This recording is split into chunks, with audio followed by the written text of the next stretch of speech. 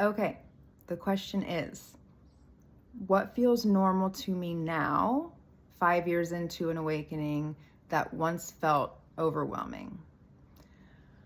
This was an easy one for me.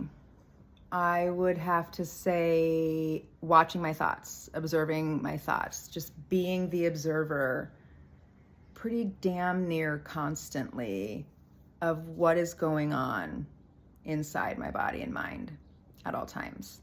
That doesn't mean that I always feel great all the time or that I react or respond in the best way all the time.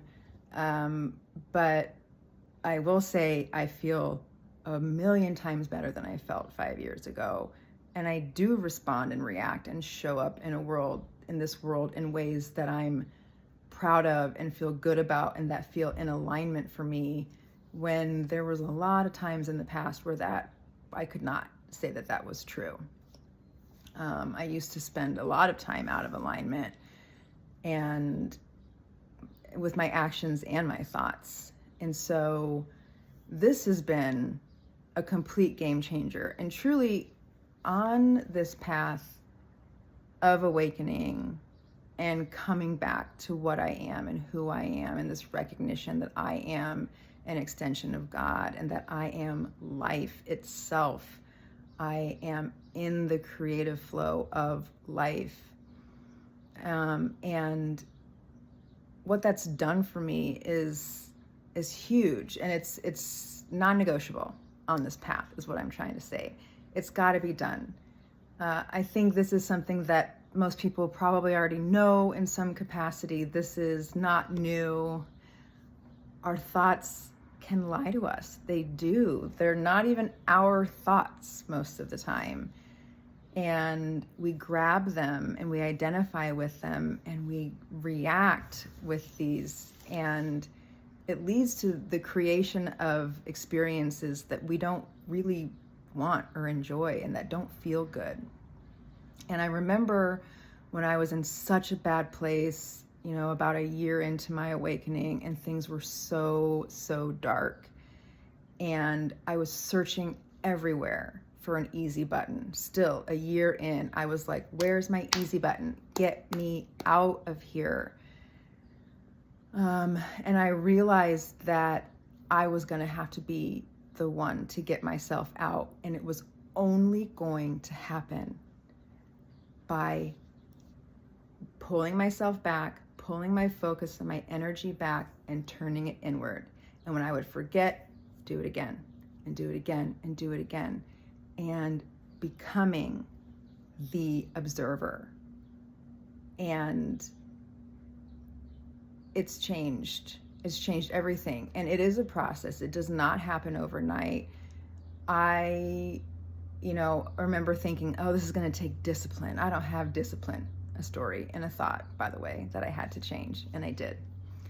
And so I changed it into a devotional practice, which to me just meant discipline plus love, discipline plus compassion, discipline plus God, right? Like do this for the divine in me that knows I can live and exist in this world in peace, in love, in compassion, in alignment, grounded on this planet and in my body.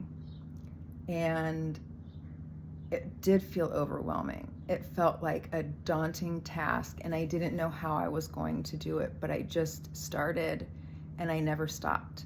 I would set alarms on my phone to remind myself, hey, wake up, pay attention. How do you feel in your body? How do you feel in your mind? What were you just thinking about? Is that what's causing the tightness in your chest? Is that what's causing the headache or the tightness in your jaw?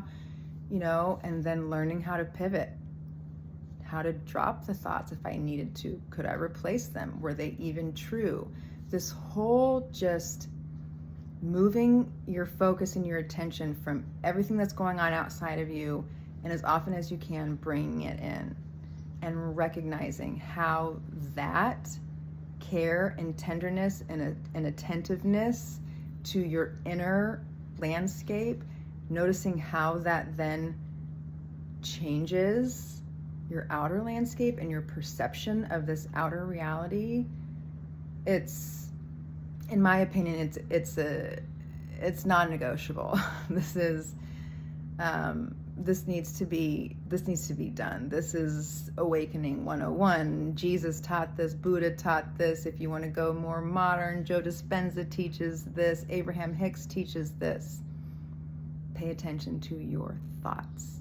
If you want to change your world, your experiences, your circumstances, your relationships, anything, you've got to change the way you think about them, about yourself in relationship to them, about them in relationship to the world. You've got to create a whole new inner landscape, and it starts in your thoughts. There's plenty of information out there if you want to start doing the work of really observing your thoughts. Just pick a time, set an alarm, and just set the intention that that's the work that you want to do to start healing your entire world from inside out. This is how you make change in this world. First and foremost, before you go out and start thinking you're going to do all the things out in the world without first changing this inner landscape, nothing's going to stick. And you can't even know for sure that you're doing it with the highest intention and the highest good for everyone. You got to start here. It gets easy. It becomes second nature. It's just the way I live now, and it changes everything. I hope that made sense. Okay, thank you. Bye.